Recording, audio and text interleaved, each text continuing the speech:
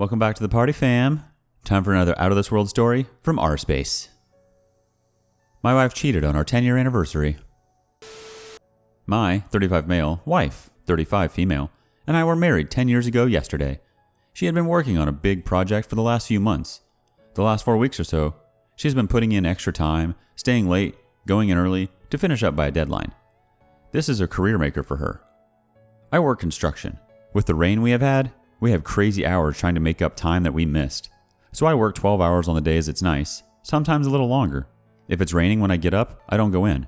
Some days, we get sent home when it starts. Too dangerous. I usually hit the gym for an hour or two. Thursday, we started at 6 a.m. Mid-morning, starts to rain hard. We go home. I go to the gym as usual. I cut the workout short and head downtown to see the wife, Megan, to give her flowers and make plans for dinner that night if possible. We really haven't seen much of each other this week. I went to bed about 9 p.m. and she wasn't home. Called me earlier and she is working late. Not unusual for the past month. I stopped and got some flowers and went into her building about 12:30. Nicole was at the receptionist desk. I told her I got here later than I wanted and could she put the flowers on Megan's desk?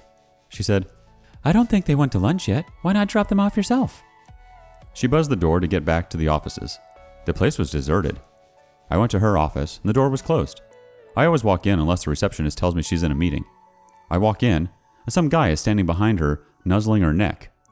She is reaching back over his head. She's giggling only as she can, saying, "We gotta get this done." I am gut punched. I slammed down the flowers and said, "Happy anniversary," and walked out.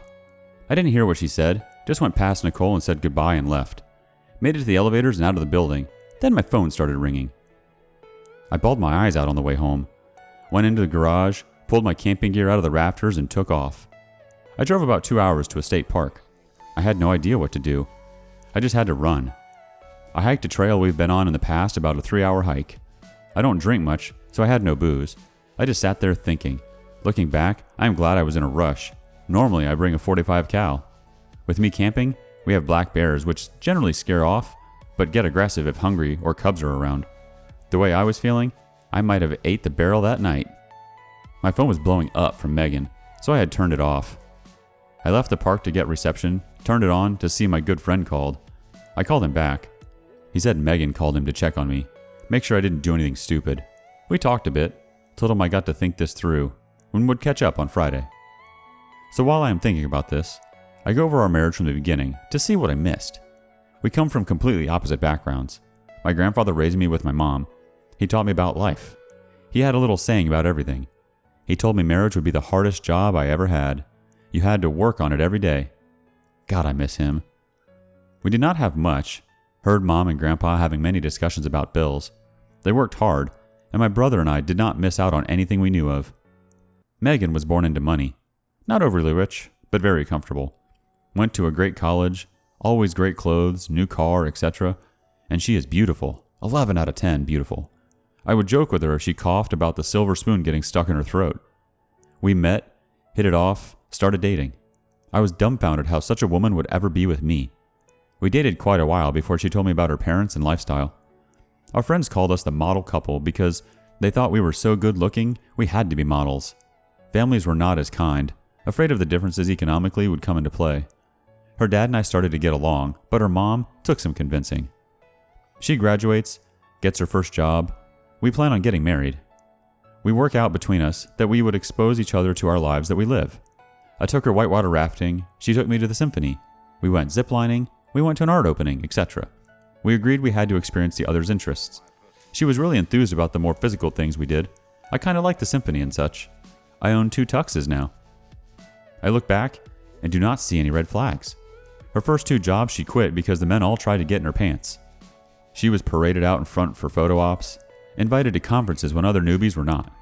At dinner at a conference, a partner tried to get her drunk, then tried to force himself into her room that night. She quit, and the next job the same thing, quit again.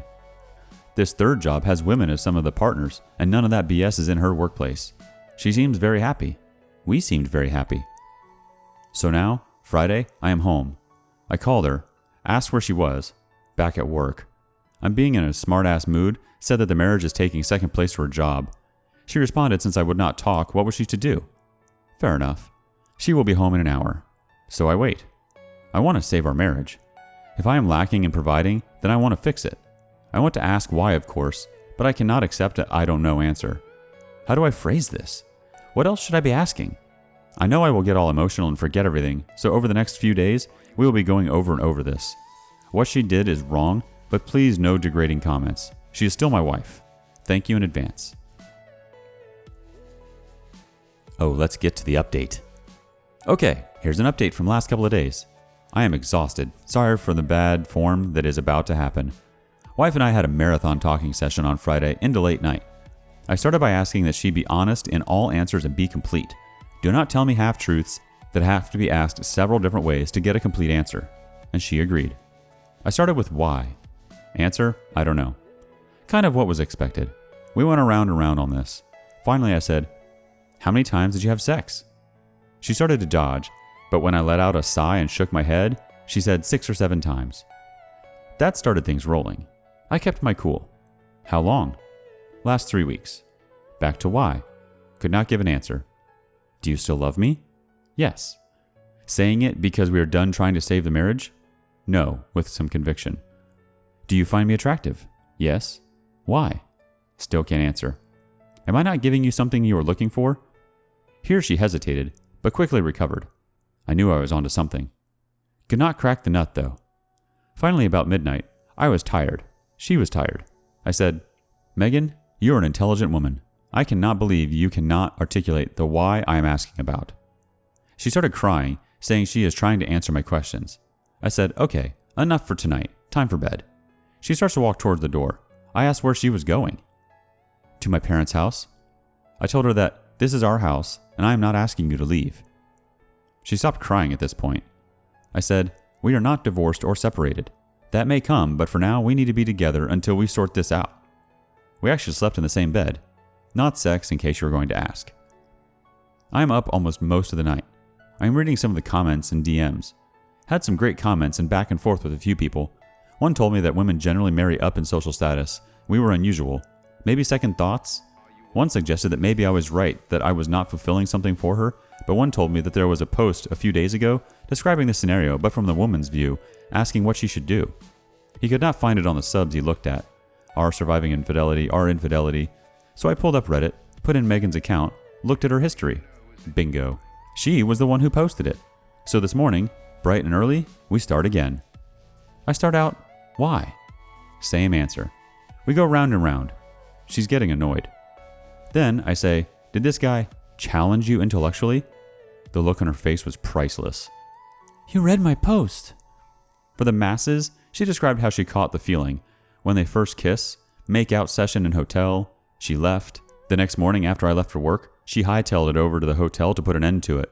Then had sex. It continued at least up to her posting. I am sure a couple days later I discover them. She also was weighing on whether to leave. Then says this is moving way too fast and she needs to separate from this guy. So I present this to her, that she thinks I am a dumb hick. No, she was attracted to him because this project they are on is his idea. She feels she is getting passed by and needs to up her game. The stimulation from this led to the attraction and the rest. Now I don't know. I know her and she was sincere. Now the floodgates open and we have a great dialogue through the issue. Mid-afternoon, she wants a break. She leaves to her parents. So I'm writing this update. Knock on the door. Okay, gotta say I am really tired now. There stands Megan's mom. I tell her Megan is on the way to her house. She knows, and she wants to talk to me. She has never been to our house by herself. She has never, that I remember, talked to me privately. She says that she is not here to sway me in any way. She would accept any decision I make, but she wants to tell me her story. She was married once before Megan's dad. I knew that. The man she married was the love of her life. Didn't have much. She met now husband. They caught some feelings. Before they cheated, she told the first husband they were done. Divorced. Married the new guy. He had some money, but was an up-and-coming exec. Couple years go by, not happy, and made a mistake. Old husband moved on and is married. She gets pregnant. Has Megan. Goes into depression. Was actually institutionalized. 2 years later, pregnant with another repeat cycle. Couple years later, sister is born. Repeat. No more kids, and she is fixed.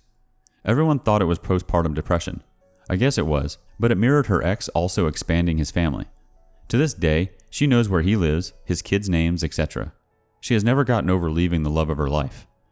She sees how I am with Megan. She sees she is my love. She saw it when she quit her first job, how I took care of her. She got up and left saying nothing else. That is really long, I know. Please, mods, stay with me. Couple things to clean up.